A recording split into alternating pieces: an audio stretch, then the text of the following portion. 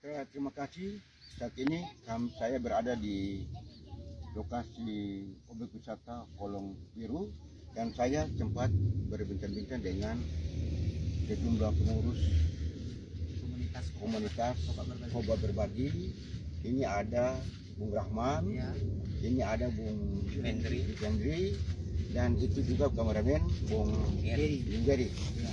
Alhamdulillah saya memberikan apresiasi kepada anak-anak muda, dan kita tahu bahwa ketika di saat ini kami melihat bahwa hampir sebagian besar anak muda itu lebih keren ke mobil maupun yang lain. Tapi setelah saya sampai di Kolong Biru ini, saya temui anak-anak muda yang punya jiwa sosial cukup tinggi, dan mereka telah membentuk komunitas Koba Berbagi.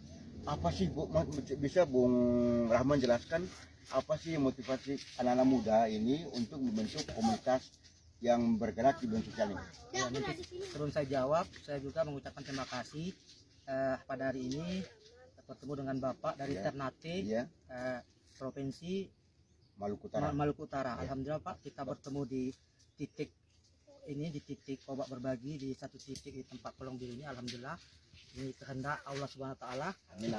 Kita tidak merencanakan, tapi kita bisa bertemu di sini. Mudah-mudahan ada manfaat untuk masyarakat. Jadi ke pertanyaan Bapak tadi, apa motivasi kami mendirikan komunitas Koba Berbagi? Jadi komunitas ini sebenarnya didirikan 2016, Pak. 2016 ya. Jadi di tempat pengajian waktu itu namanya pencari amal. Mencari amal. Jadi kami door to door, datang ke rumah warga untuk mengasih bantuan teman-teman yang lagi sakit, orang-orang tua kita yang kaum duafa, kita bantu dengan sembako, dengan uang. Jadi kami rembukan uangnya Pak. Kami kumpul waktu itu jumlah anggotanya kurang lebih 18 orang. Setelah pandemi kami pengajian stop. 2020 itu stop pengajian. Jadi kegiatan ini berhenti dengan 18 orang tadi. Jadi karena kami satu pekerjaan dengan Pak Johendri ini, dengan teman saya Johendri, lalu kami berpikir nih, posisi pandemi, kita ngaji sudah berhenti, kegiatan sosial kita dengan teman-teman kita berhenti. Jadi bagaimana kita buat langkah-langkah apa lagi yang bisa bermanfaat di masa-masa pandemi ini? Jadi kami diskusi, singkat cerita, lalu kami mendirikan Koba Berbagi. Jadi kami dirikan 2021 bulan Januari kami berdiri. Lalu di masa-masa pandemi itu kami door to door lagi dari rumah ke rumah warga. Ya, alhamdulillah sudah 2 tahun lebih ini Pak Koba Berbagi. Jadi motivasinya kami ingin meringankan, membantu. Jadi kami tidak menyelesaikan masalah. Jadi Koba Berbagi ini bukan untuk menyelesaikan masalah Pak. Kami hadir untuk membantu masyarakat. Jadi kami membantu pemerintah lah. Kita bersama-sama, kami merasa kita ingin mengisi kemerdekaan para pejuang memerdekakan negara kita ini, darah bahkan nyawa hilang. Kita hanya mengisinya. Jadi kami ini hanya mengisi kemerdekaan aja Pak, dengan membantu sesama. Tapi Bung Rahman maaf ya, ini realita yang terjadi. Biasanya kehadiran komunitas maupun SM dalam tanda kutip itu selalu menyuarakan atas nama masyarakat. Tapi bukti yang terjadi bahwa itu hanya sekedar membawa nama masyarakat. Yang justru yang terjadi itu mereka lebih menonjolkan LSM-nya dan komunitasnya. Bagaimana Bung Rahman melihat fenomena seperti ini?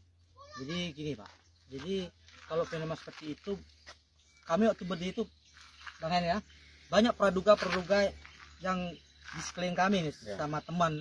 Apa motivasi kami ini? Apa mau berpolitik? Apa istilah mau cari di YouTube? Apa mau ini dana CSA dan seterusnya? Tapi kami buktikan selama 2 tahun, termasuk dari 2016 sampai hari ini, kami tidak pernah mengajukan proposal ke pemerintah. Itu namanya kesra ya biasanya. Kami tidak pernah mengajukan bantuan. Jadi kami pure dana sendiri, pure ada dari masyarakat yang memang hatinya tulus untuk menitipkan uangnya kepada Koba Berbagi yang kami salurkan kepada masyarakat yang membutuhkan. Jadi kami kalau motivasi untuk mencari uang mungkin tidak ke situ Pak ya. Motivasinya pertama membantu. Tapi misal seandainya YouTube kami itu menghasilkan uang, uangnya juga akan kami kembalikan ke masyarakat lagi. Kami beli lagi beras, kami beli lagi, itu yang kami sepakati ya Bang Hernya. Jadi Koba Berbagi. Kalau politik kalau bicara politik saat ini Pak, saya seorang PNS, ASN. Oh, ASN. Nah, ASN. Kalau saya mau politik, saya berhenti tuh jadi politik. Berhenti tuh jadi ASN kan.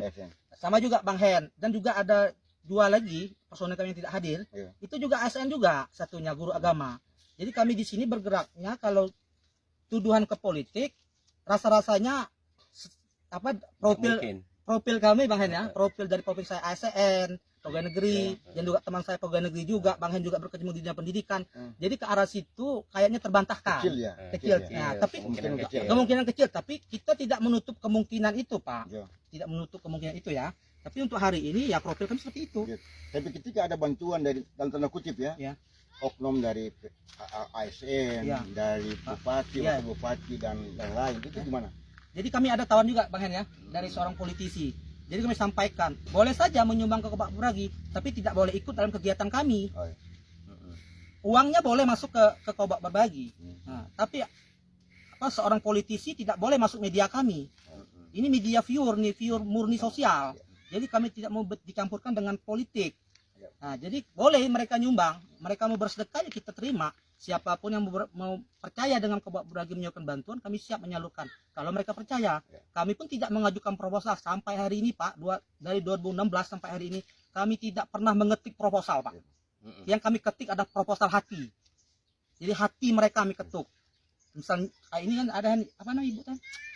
Bahkan Ibu yang sampai hari ini Ibu Lestari. Alhamdulillah Bu Lestari guru itu menyumbang 500 600 itu tanpa proposal Pak. Tanpa proposal. Malah mereka Ibu itu WA, ambil uangnya ke sini. Jadi bukan kami yang ini kan. Nah, kami bergerak itu alhamdulillah banyak juga Pak tawaran diajukan CSR. Jadi kami alhamdulillah tidak tergerak lah untuk membuat proposal Pak. Jadi kami... Bung Rahman mungkin suka duka Bung Rahman dengan teman-teman yang lain dalam upaya untuk mengembangkan komunitas ini apa? Bang Hen, keduka Bang Hen. Ya Bang Hen. Bung Hen. Ya. Dukanya ya jelas dari teman-teman lah Pak, pasti ada yang ngomong yang negatif lah, yang pasti ada tujuan yang ya kalian buka pasti hanya untuk ini aja kan, mempromosi atau untuk ini aja kan. Ya itulah yang duka-duka yang ini kan. Ya kalau duka yang lainnya, yang sukanya kita langsung interaksi sama ibu-ibu, nenek-nenek kan. Jadi kita itu tersentuh Pak, ya langsung kita bersalaman dengan ibu-ibu, langsung di masyarakat, langsung bersalaman itu rasa Pak, itu yang kita dapat real kan. Jadi kita tergugah, maka kita semakin ini kan, semakin jiwa kita semakin ini kan, semakin semangat untuk mengembangkan terus kan, karena kita door to door, kita langsung ke rumah ngeliat orang yang sakit, yang stroke, yang nggak mampu, yang macam-macam lah Pak.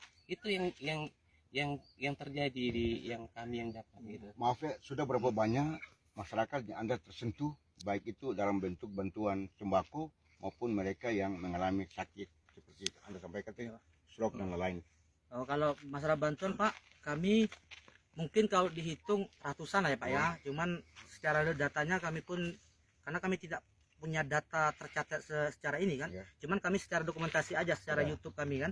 Jadi kami tuh bantuannya anak yatim, ya bantuan orang sakit. Jadi kadang kemarin kita bantu pesawat kan ya Bang Hen ya. Jadi kami ada anak nih kanker nih, jadi untuk bantuan tiket pesawatnya ya kita bantu uang. Seperti itu bentuk-bentuk bantuan kita. Dan pun Pak, yang orang kami bantu itu tidak sekali kami datangi, mungkin beberapa bulan depan kami datangi lagi, kami kasih lagi, kami ulang-ulangi terus itu kan. Nah jadi tidak sekali kami tinggalkan, tidak. Tapi ada yang sisa lucu ini. Jadi kami tuh sudah survei nih Pak, rumahnya reok. Wah ini satu nih, itu bagi sasaran kami nih. Tapi kami lihat waktu itu masih muda ya Bang Hen ya, masih muda. Jadi sekitar sebulan berikutnya kami datang ke situ, ternyata rumahnya sudah kotor, sudah tembok, ternyata TI-nya ngasil, tambangnya ngasil.